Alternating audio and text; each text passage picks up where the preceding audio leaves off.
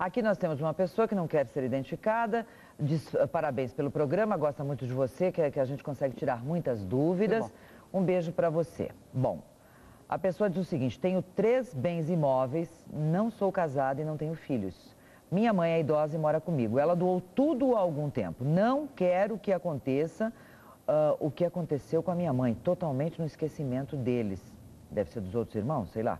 Por isso não quero deixar essa herança para a família, cunhadas e sobrinhos. O que eu devo fazer? Até que idade eu posso fazer um testamento? Eu gostaria de deixar um deles para uma instituição que cuida de idosos. Ou uma instituição que possa construir um terreno e uma casa de saúde. O que ela faz com os bens, então? Então, vamos lá. É muito importante essa tua pergunta pelo seguinte: muitas pessoas que não são casadas ou que são casadas e não têm filhos, têm pais vivos ou não, elas sempre ficam na dúvida. O que eu faço? Eu tenho bens, eu quero deixar, eu não quero, eu tenho irmãos, eu tenho uma prima, uma tia. Então, vamos lembrar o seguinte: se você não tem herdeiros necessários, o que são herdeiros necessários? Em primeiro lugar, os descendentes que são filhos. Você não tem filhos? Ela tem sobrinhos. Muito bem. Então, herdeiros necessários são filhos, tá? Muito bem. Na falta dos filhos, você poderia ter, por exemplo, netos. Algum filho falecido, você tem netos. Se tivesse netos, os netos estariam no lugar desses filhos.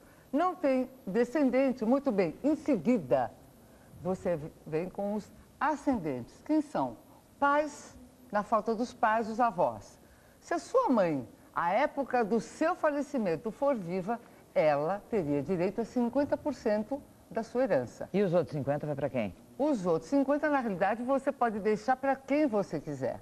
Se você não disser nada, não fizer testamento, por isso que é importante pensar em testamento, muito importante.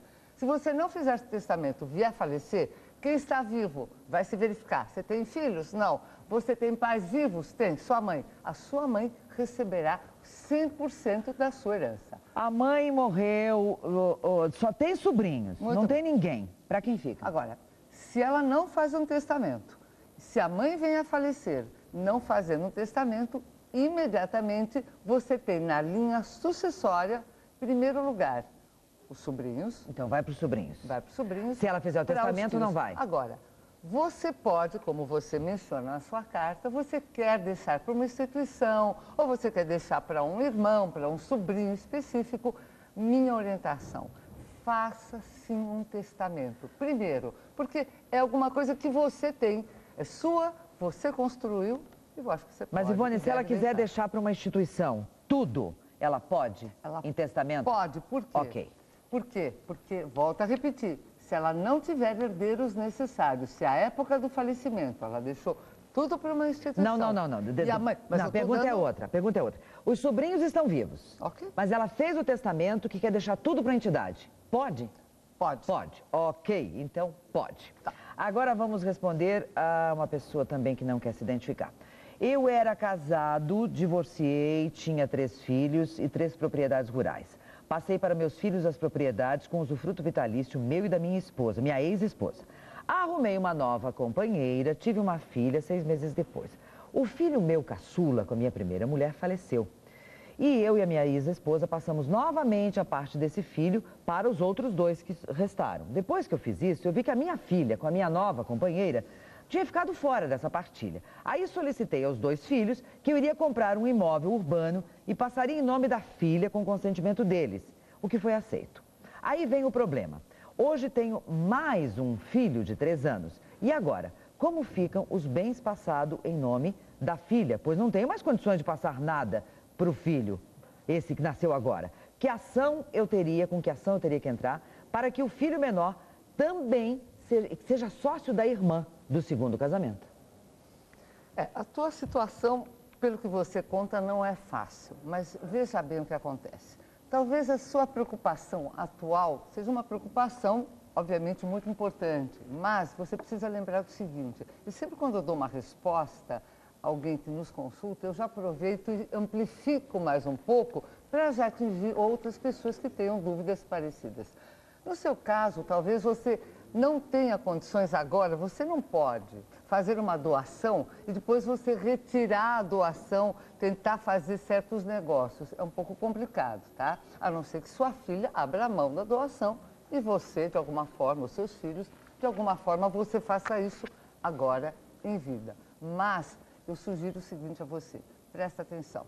Muitos casos como os seus são comuns. O que se faz? É bom que você saiba que tudo que você fez em vida de doação, se você tiver um filho, na situação que for, que não foi devidamente privilegiado, igualmente como os outros, sabe o que vai acontecer?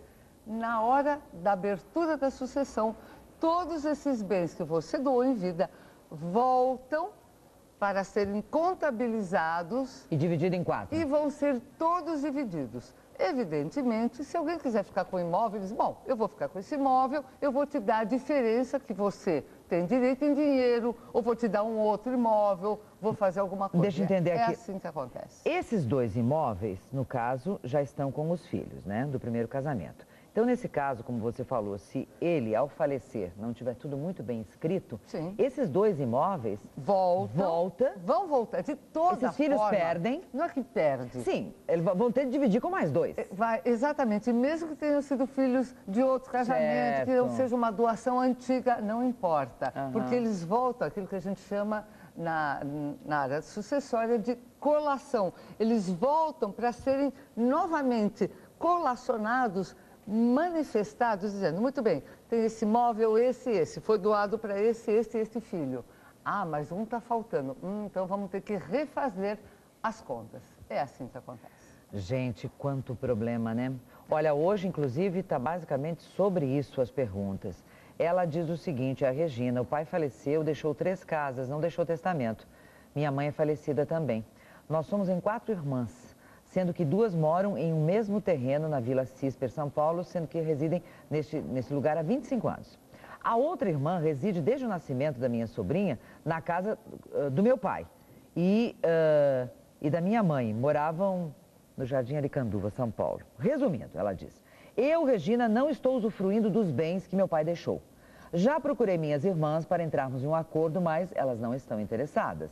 Eu gostaria de saber se eu posso cobrar aluguel desde a morte do meu pai. E o que mais eu posso fazer? Eu fico grata pela atenção, me ajude, porque eu estou perdida, diz ela.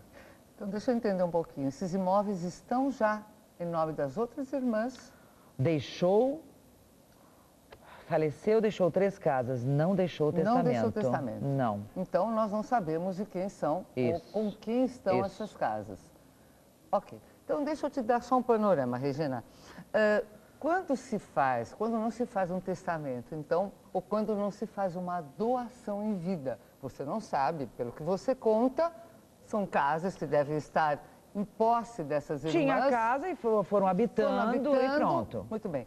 Quando você disse que você pode cobrar aluguel desde a morte do seu pai, primeiro tem que se verificar quem é o inventariante. O inventariante é aquele que, quando alguém falece, pode ser ou a esposa, ou a companheira, ou o filho mais velho, a filha mais velha, que estiver em posse dos bens, da administração, o que for. Muito bem. Essa pessoa vai fazer o quê? Ela vai tomar conta de todos os bens. Então, ela vai verificar, muito bem, onde estão as casas que meu pai tem? Bom, estão com fulano, beltrano. Muito bem. A partir de agora, nós precisamos fazer uma conta de chegada. Se não tiver escritura, por exemplo, ninguém acha escritura. Documento sumiu, não tem, não. Como é que faz? Quando você não acha escritura, você deve ir ao registro de imóveis, do imóvel, e lá você vai pedir aquilo que a gente chama de certidão vintenária. Pois é, Ivone, mas você sabe que tem casos que as pessoas não têm um papel sequer. Aí é muito complicado, é muito complicado. Eu sempre digo, vocês não podem ter medo de ter as coisas regularizadas. Organizadas, porque as pessoas vão deixando o tempo correr, isso é péssimo. Mas eu diria aqui para Regina, que o inventariante vai ter que tomar conta disso e você me pergunta, será que posso cobrar aluguel? Dependendo do caso, pode sim, pode mesmo, porque é um bem que vai ser dividido, pelo que eu entendo, entre todos, portanto, todos têm direito. Menina, a gente não conseguiu responder todas as perguntas, mas a doutora Ivone Zegger volta e hoje você viu, só foi basicamente em cima de bens. É a importância é que quando a gente fala de testamento, nós ainda temos essa cultura de associarmos testamento à morte. O que é uma ignorância, uma burrice, né? Por quê? Disse muito bem. Quando falece alguém, dá uma confusão. Vocês observam aqui quantas pessoas que estão angustiadas e isso custa tempo, custa dinheiro, dá um desgaste emocional. Então, se puder levar a vida mais organizada, Exato. porque a hora que a gente vai, a gente nunca sabe, né, Ivone? Não, e pelo menos quem faz um testamento deixa as coisas como quer. E é uma coisa simples, é uma coisa fácil, é uma coisa que se você quiser a qualquer momento alterar, você pode fazer. Eu diria que é ótimo, vale a pena. Herança, perguntas e respostas. Esses 2 livros da Ivone são muito bons. Eu sempre faço propaganda deles aqui, né? Família, perguntas e respostas. Numa linguagem assim, do jeito que a gente fala aqui, que todo mundo entende. E que você encontra em qualquer lugar, né? Exato, qualquer livraria, inclusive pela internet. O teu site qual é? www.ivonezeger.com.br. Muito bem. Um bom dia para todos. Um bom dia, obrigadíssimo. Você está muito linda, extremamente sofisticada. Você também está linda, linda, linda.